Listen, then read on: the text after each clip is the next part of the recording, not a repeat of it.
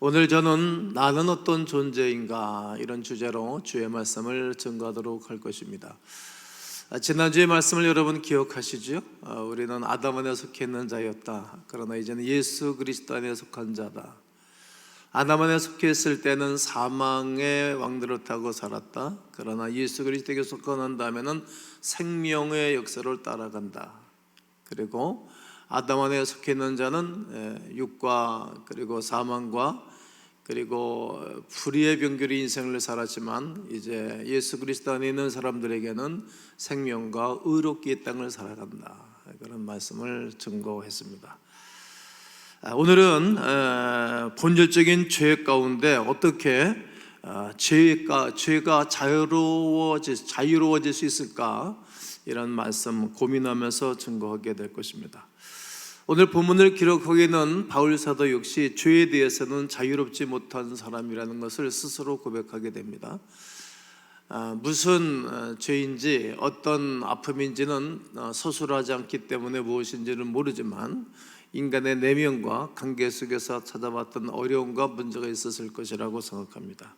어떻게 말하죠? 오라 나는 공고한 사람이로다. 누가 이 사망의 몸에서 나를 건져낼 수 있으랴? 그는 아파하고 힘들어합니다. 공고하다는 거예요. 그래서 결심했습니다. 그래서 결단도 했습니다. 하지만 그 마음이 며칠 지나가기도 전에 또 무너지고 깨지는 것을 경험하고 살아가는 것입니다. 아마 우리도 그렇지 않나 생각해 보지요. 그러나 바울은 이 문제에 대한 정확한 해답을 찾았습니다. 한번 읽어보겠습니다. 7장 25절입니다. 시작. 우리 주 예수 그리스도로 말미암아 하나님께 감사하리로다. 그런즉 내 자신이 마음으로는 하나님의 법을, 육신으로는 그렇습니다. 예수 그리스도로 말미암아 감사한다는 거죠. 내 자신이 마음으로는 그리스도의 법을 따르기를 원하는데 내 육체는 그러지 않는다는 거예요. 그러나 이제 시간과 세월이 지나가면서 내가 그리스도에게 감사할 조건이 많아지고 그리스도와 더불어 내가 육체 가운데 살아가지 아니함을 선포하는 것입니다. 우리를 죄에서 해방하실 분은 오직 예수 그리스도뿐입니다. 아멘이시죠? 예수 그리스도의 의로운 행위로 말미암아 인류는 죄의 통치, 죄의 그늘 아래 있었던 곳에서 풀어 자유를 누리게 된 것입니다. 따라서 우리는 예수를 그리스도로 믿으면 아담 안에 속한 자였으나 예수 그리스도께 속한 자가 되고, 그리고 죄의 권세로부터 자유로워지는 것입니다. 또한 바울은 더욱 강력하게 확실한 메시지를 전하고 있는데 6장 3절을 읽겠습니다. 시작. 무릇 그리스도 예수와 합하여 세례를 받은 우리는 그의 죽으심과 합하여 세례를 받은 줄을 알지 못하느냐? 예수 그리스도와 합하여 세례를 받았다는 것은 우리가 아담이라는 죄의 그물에 걸려 있다가 벗어났다는 거예요. 이제 아담의 그늘에 걸려서 허적거리고 살다가 영혼이 죽고 쉼이 없이 인생을 살았는데, 이제 예수 그리스도라는 사랑의 그물에, 예수 그리스도라는 영원한 생명의 그늘에 걸려서 그분과 함께 우리가 생명을 유지하고 살아가는 것을 고백하는 것입니다. 이제는 본질적인 신분의 변화를 가진 것입니다. 따라해 보실까요? 본질적인 신분의 변화다. 내 영혼이 이제 본질적으로 변한 것입니다. 로마서 6장 11절과 14절을 볼 건데, 이와 같이 너희도 너희 자신을 죄에 대해서는 뭐 하는 자요? 죽은 자요. 이제는 죄에 안 짓고 산다는 거예요. 그리스도 예수 안에서 하나님께 대하여는 뭐 있는 자로? 살아있는 자로 여길지어다. 예수 그리스도로 말미암아 내 영혼이 살아있어요. 그게 살아있는 일을 하게 되는 것입니다. 이렇게 외치면 좋겠어요. 한번 따라해 볼까요? 나는 더 이상 죄의 노예가 아니다. 예수 안에서 나의 죄는 완전히 죽었다. 나의 영혼은 예수님과 함께 살아났다. 나는 은혜 아래 있다. 나는 자유다. 우리는 말씀을 듣고도 순종하고 준행하는 삶을 살지 못할 때가 있습니다. 그렇게 생각만큼 쉽지는 않지 않습니까? 말씀대로 순종하지 못했다는 것을 발견하면 뭐 하죠? 우리가 하나님 앞에 회개를 하죠. 그리고 다시는 죄 짓고 용서받기를 반복하는 삶을 살지 않기를 내가 스스로 결단도 하고 또 설교자는 고면하기도 하죠. 복음은 예수 그리스도를 믿는 우리가 이 세상을 살아가는 가운데에 은혜와 힘을 주기 때문입니다. 이게 복음의 능력입니다. 이겨내고 승리하도록 도와주는 힘이 있습니다. 똑같이 24시간 한 주간을 살아가지 않습니까? 근데 그리스도인들은 그것에서 버텨내는 거예요. 버티고 견디게 하시네. 버티고 견뎌냅니다. 살아가는 라이프 스타일입니다. 완전히 다르다는 거예요. 그 믿음으로 장차 천국에 갈 수 있고, 그리고 현재도 죄의 통치를 받지 않고 살아갈 수 있는 은혜를 그분께서 허락하시는 것입니다. 우리는 예수 그리스도 안에 있습니다. 아멘. 더 이상 죄의 노예가 아닙니다. 죄에 대하여 죽은 자 예수 그리스도에 대하여 살아있는 자로 살아가는 것입니다. 우리가 거듭하는 죄의 문제는 단순히 유혹이나 중독이나 나쁜 습관에 관한 것이 아니라 죄라고 불리는 실체와의 실은 처절한 싸움입니다. 이 싸움을 잘 하고 견뎠던 사람이 요셉이라는 인물이지요. 그 젊은 날에 혈기왕성할 때 여인의 유혹을 물리치고 피할 수 있을 정도의 처절한 싸움을 싸웠어요. 그러니까 하나님의 그를 계속 이제 콜하는 거죠. 좋은 자리로, 높은 자리로. 그런 사람들이 총리해야 그 나라가 평안하지 않겠어요? 그런 사람들이 왕을 하면, 대통령을 하면 나라가 평안하지 않겠어요?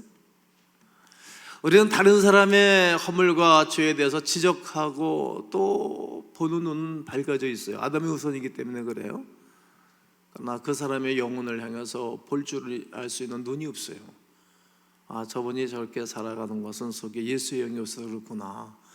죽은 영혼이기 때문에 죽은 일을 하는 거지. 그래서 중보기도 할 마음이 없어요. 네, 아무리 의롭다 하더라. 우리는 인권을 존중해 합니다. 나라를 사랑합니다. 우리는 다른 당하고 다른 당하고 다 똑같이 요즘 뉴스에 대필하는 그런 인물 요즘 드러나잖아요. 옛날에 어렵게 살 걸 얘기를 하고 막 공격하고 그랬는데 처참히 깨지잖아요. 그게 사람인 거예요. 누구든지 그렇게 묻어질 수 있어요. 왜 저렇게 살까? 결국 그 사람의 신분인 거예요. 신분. 저렇게 살아갈 수밖에 없는 신분은 죄 아래 놓여 있고 아담 안에 놓여 있기 때문에 그렇게 사는 거예요. 그러니까 우리가 그런 사람들을 향해서 이제 사명감이 생기죠. 불쌍한 마음이 들죠. 옛날에 전두환 씨 막 어려움을 세상에 드러나가지고 연희동에 살던 데 갔거든요. 전도하러. 전도하러 가니까 경비들이 보초병들이 못 들어가게 막지 목사다 만나러 왔다. 약속하고 왔냐고. 하나님이 가락에서 왔다. 그럼 못 들어갔지. 만날 수도 없잖아요. 왜 그럴까? 신분이 그래서 그런 거예요. 신분이. 겉으로는 화려한 신분이 있지만 수없는 견장을 붙여놔준 속사람은 아담에 속해 있기 때문에 그런 것입니다. 불쌍한 거예요. 예수 그리스도로 말미암아 우리의 신분의 변화입니다. 그런 즉 누구든지 그리스도 예수 안에 있으면 새로운 피조물이라 이전 것은 지나가서 새 것이 되었도다. 신분의 변화를 성경은 말하는 것입니다. 더 이상 죄의 노예가 아닌 우리는 어떻게 살아가야 되는 것입니까? 세 가지를 말씀드릴 건데 한번 따라해 볼까요? 선포해야 합니다. 이와 같이 너희도 너희 자신을 죄에 대해서는 뭐한 자라고요? 죽은 자다. 이제 나는 죄에 대해서는 죽었다. 이제 예수 안에서 하나님께 때는 살아있는 자다.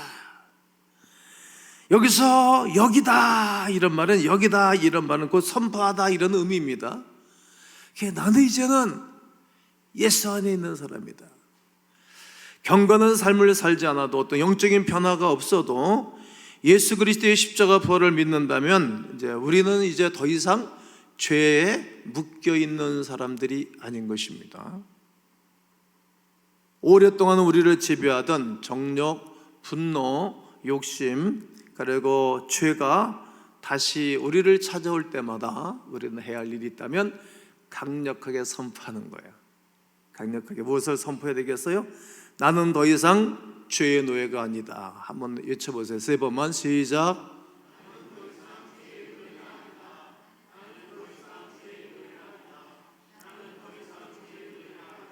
이렇게 선포하면서 한 주간 사시기를 주의 이름으로 권면합니다. 두 번째는 결심해야 됩니다. 뭐 하자고요? 결심. 어린 시절에 할 수 있으면 어린 시절에 모든 것을 결심하면 좋아요. 그럼 우리는 이제는 더 이상 죄에 묶여 있는 자가 아니고 예수 그리스도에 묶여 있는 자니까 저는 결심을 하는 거예요. 어떻게? 나는 우리 죽을 몸에 내가서 벗어나서 이제는 죄의 사역에 순종하지 않고 하나님의 거룩함에 묶여 살도록 결심하는 거예요. 이제 바울은 이걸 알았던 거예요. 이제 죄에서 놓였다, 새 사람이 되었다. 이제는 더 이상 죄가 우리의 몸을 지배하지 못하게 하고 몸의 사역에 순종하지 말 것을 요구한 것입니다. 그리고 또 바울도 그렇게 살았습니다. 평생토록. 여러분, 남자가 결혼하지 않고 가정 꾸리고 싶은 마음이 다 있지 않잖아요. 가정도 안 꾸린 거예요. 그게 중요하지 않으니까. 그리고 오직 그 똑똑한 사람이 공부 많이 해서 오늘로 우리로 말하면 서울대 인문학을 전공한 그 똑똑한 사람이 복음을 위해서 일평생도록 살아서 결혼한 게 그렇게 중요하지 않았어요. 육체의 정력에 대해서 사로잡히지 않았어요. 그리고 그를 만나는 그의 지식과 그의 신앙적 경험, 그리고 하나님과 좋은 관계를 누렸던 그 은혜로 수없는 사람들을 변화시켰어요. 사람 변화시킨 것이 재산이지 않겠습니까? 저희가 1년에 장학금을 몇 천만 원씩 주고 1억 이상도 줄 때도 있는데 이제는 더 많은 장학금이 나와서 학교를 하니까 사른 길로 되는 것 아닙니까? 앞으로 제가 10년 동안 그 일들을 계속 할 것입니다. 사람을 길러내, 좋은 사람을. 바울은 믿음의 사람들을 엄청나게 길러놓은 거예요. 그를 따르는 무리들이 바울의 최고의 동역자들이 됐습니다. 우리의 죄의 미혹이 있을 때 그 죄를 어떤 관점으로 바라고 있는 것입니까? 죄를 아담에 속한 자 입장에서 볼 수 있고 그리스도에게 속해 있는 것으로도 볼 수 있을 것입니다. 완전한 사람은 없습니다. 그러나 죄에 대해서는 우리는 연약합니다. 누구든지 죄에 대해서 연약하지 않습니까? 아담도 하와도 그랬습니다. 우리가 죄를 짓는 것은 연약하기 때문에 그러합니다. 그렇다고 우리는 어쩔 수 없는 존재라고 말할 수 있습니까? 그럴 수 없는 것입니다. 왜냐하면 예수 그리스도께서 우리를 위하여, 연약한 우리를 위해서 대신 십자가 못 박혀 죽으셨기 때문에 우리는 더 이상 연약한 자가 아니라는 거예요.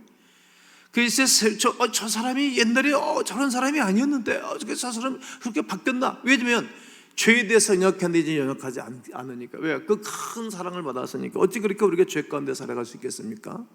그럴 수 없는 것입니다. 죄가 더한 것에 은혜가 넘쳤다 바울이 말하는데, 죄가 더한 것에 그 사람 내가 죄인인 것을 크게 깨달으니까 어떻게 하면 내가 이 변화를 받을까? 어떻게 하면 살 길이 있을까? 그러면 그리스도를 딱 만나는 거예요. 그러니까 그리스도로 말미암아 모든 죄를 용서받고 짐을 가볍게 됐기 때문에 그 내가 너무 커서 편질하지 않는 거예요. 일평생토록.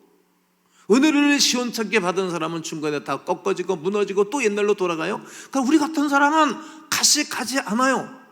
예? 돈 300만 원에 넘어갔어요? 돈 100만 원에 넘어갔어요?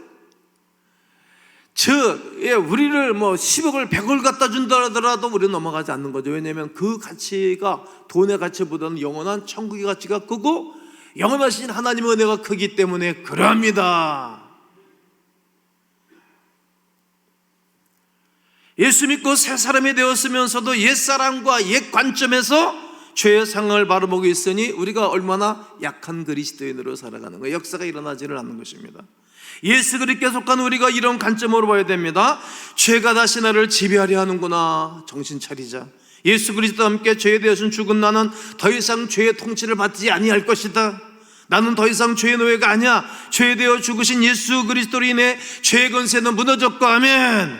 예수 그리스도에 촉한 나는 다시는 나는 죄에게로 돌아갈 수가 없노라.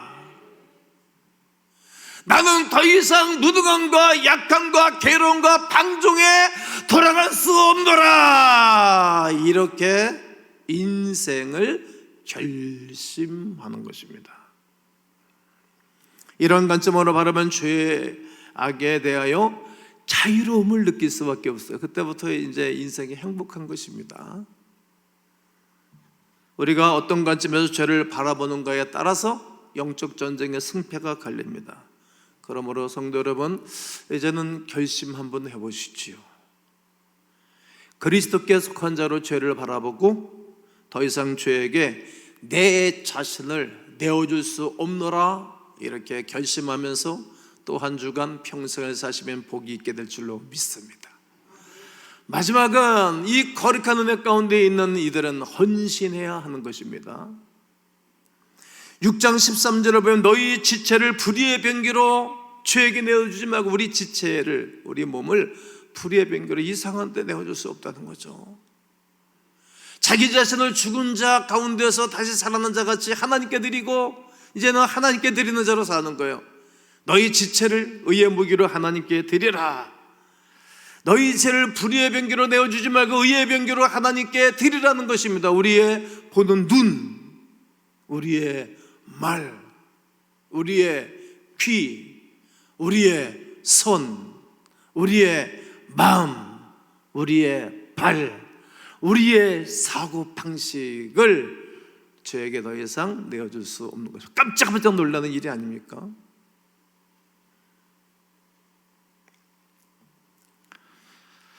너희 자신을 죽은 자 가운데서 살아나게 하신 그리스도에게 좀 드렸으면 좋겠다. 이제 사람들이 결혼을 해도 철 안 내는 사람들이 있잖아요. 그리고 아기를 낳아서 아이들을 기르면서 철이 좀 많은데, 아이들이 숭숭장구 자라면 철이 들라. 근데 아이들이 속을 새기면 그때부터 이제 철이 난다고. 제가 도대체 어떻게 된 애냐. 아휴, 힘들다. 자식 키우면서 부모님 사랑을 아는 거예요. 자식을 좀 낳아봐야 알아요. 교회 교인들도 자기가 전도를 해가지고, 전도하면 걔 온다 안 온다 막 그러잖아요. 그래가지고 떡기도 하고 금식도 하고, 또 어려운 문제 터지면 쭉 찾아가고 돌봐주고, 그러면서 하나님 마음을 알아가요. 교회 학교 선생님하고 순장하면서 목사의 마음을 알아요. 그전에는 알 수가 없어요. 그런데 더 빨리 아는 사람은, 깨닫는 사람은 순원들이 속속에 있는 순장이에요. 그러면 어느 분이 그러죠. 아유, 목사님이 내가 우리 순장님 그렇게 지긋지긋하게 속삭였는데 그거 회개했어요. 그런 분들 계세요. 너희 형제를 돌아보아 나의 기쁨을 충만케 하라. 빌립보서 2장 3절에 그러거든요. 형제를 돌아보면서 우리 하나님의 기쁨을 누리는 거예요. 깨닫는 것입니다. 부모의 마음을 알게 되어지는 것입니다. 사랑하는 거예요. 이제 그리스도 예수로 말미암아 이제 죄 사함과 구속의 은총을 베풀어 주셨으니 이제는 어떻게 살까 고민을 하는 것입니다. 그럴 때 반드시 헌신하게 되어집니다. 여러분, 교회가 그냥 움직이는 것이 아니라 이렇게 은혜 받은 분들이 헌신함으로 교회가 움직여져 가요. 우리 교회는 헌신자들이 많잖아요. 연약한 성도들을 돌보고 또 위로하고 격려하고, 헌금도 보내고, 어제도 어려움 당하는 어느 가정을 위해서 누가 헌금을 많이 하셨더라고요. 그대로 보내드리고, 그랬더니 저한테 땡큐 톡이 쭉 참가하게 왔어요. 그 헌금은 그분이 해서 교회가 보냈는데 나한테 감사가 왔어요. 누군지 모르니까. 나를 돌보고 나를 사랑을 베풀어 교회를 통해서 주셨으니까 또 교회에다가 그렇게 사랑을 베풀고 성도를 돌아보는 거예요. 계속 말이죠. 이것이 은혜라는 거예요. 큰 은혜를 받으면 받을수록 헌신하게 되어지죠.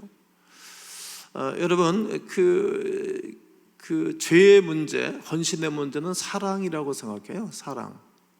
여러분, 아내를 사랑하면 아내가 싫어하는 것 안 해요. 그 아내를 사랑하는 거예요.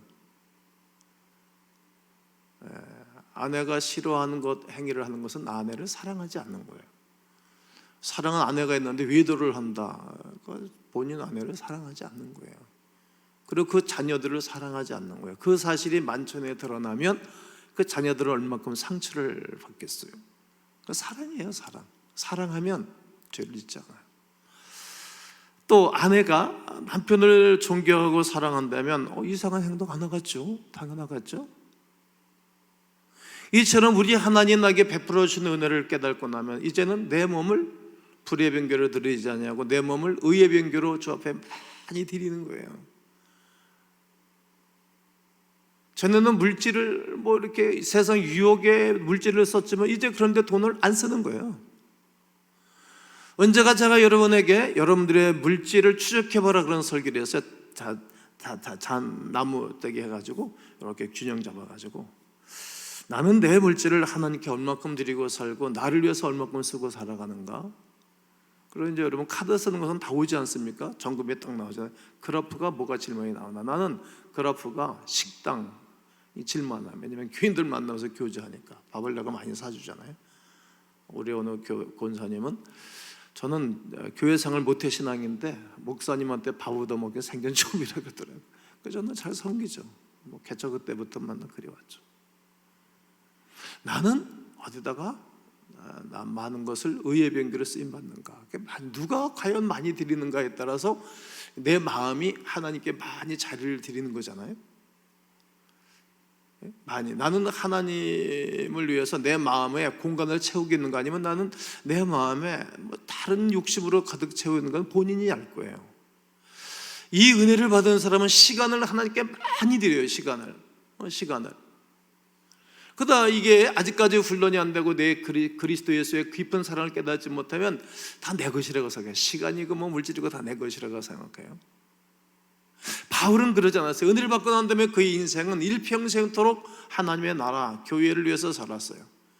그 위대한 것을 깨달은 사람이 이제 다윗인데, 구약에서는 다윗인데, 다윗이 역대상 29장에서 뭐라고 말하는 것인가 하면 나와 내 집이 무엇이가 한데 주께서 저를 사랑하시고. 이 말은 지금 다윗은 그 할머니 중에 이방 여인이 있는 거예요. 이방 여인. 유대인들은 이방 여인이 자기의 피에 섞인 것을 불쾌하게 생각하잖아요. 부끄럽게. 이게 이방인의 피가 섞인 우리 집안, 엉망진창이잖아요.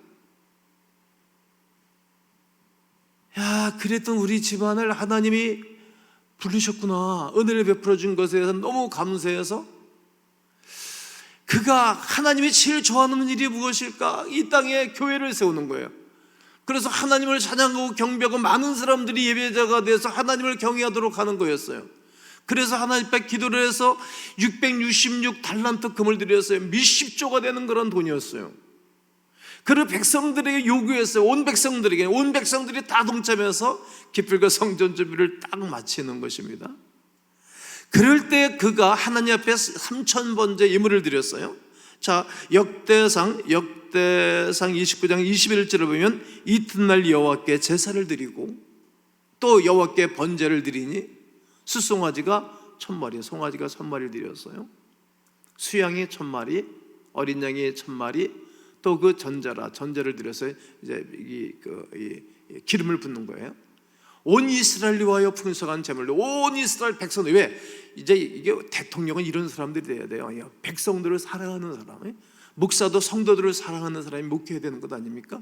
온 백성들을 위하여 풍성한 제물을 드렸어요. 누구에게? 하나님에게. 내가 이 나라의 최고의 리더이고 책임자이지만 나의 책임자, 나의 주인이 있다. 그 하나님 앞에 백성들을 위하여 온 풍성한 제물을 드린 사람이 다윗입니다. 하나님이 기뻐 받으신 거죠. 그리고 그의 신앙과 그의 믿음이 아들인 솔로몬에게 흘러들어갑니다. 솔로몬은 어떤 사람이죠?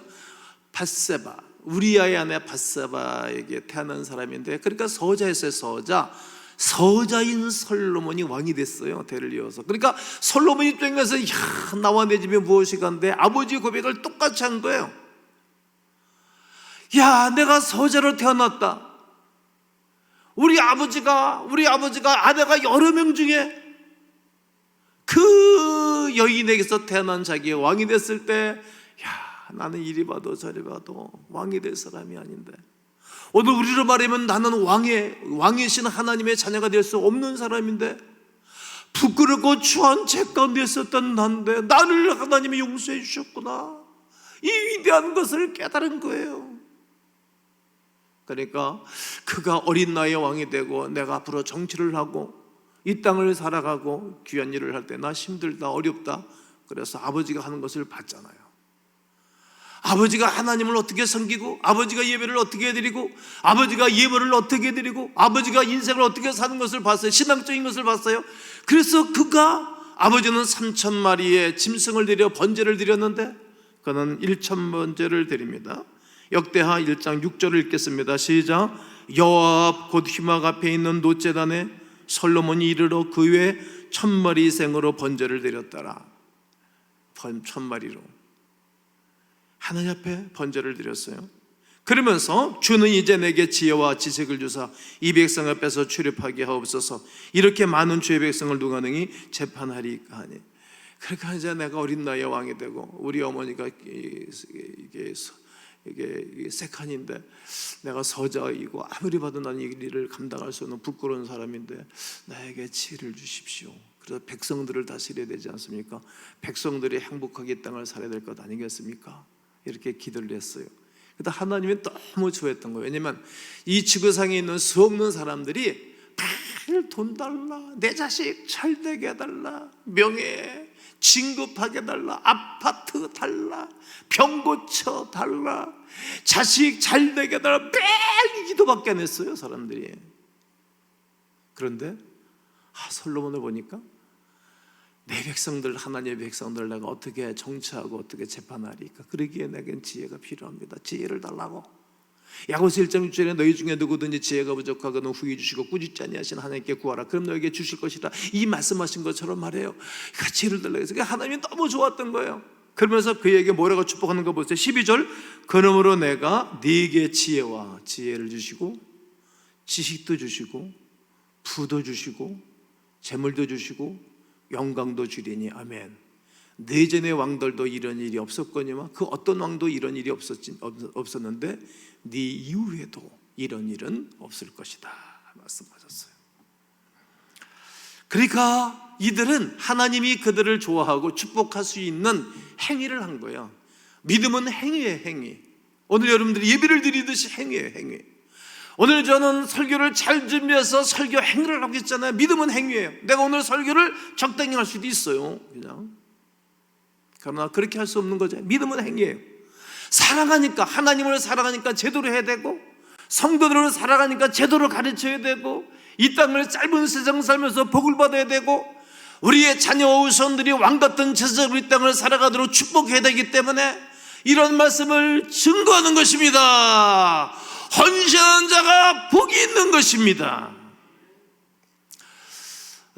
이제 일부 때도 저는 똑같은 설교를 항상 하지 않습니까? 나는 온 성도님들이 여러분들 자녀를 위해서, 여러분 미래를 위해서, 또 교회를 위해서, 내 나라 내 민족 구원의 역사를 위해서, 이복의 우리의 동포들이 주께로 돌아오기 하기 위해서 온 성도들이 헌신하는 은혜가 있어서 선포하고 결심하고 헌신하는 가운데 영원한 생명의 역사가 여러분 가운데 일어나게 되기를 주님의 이름으로 축원합니다.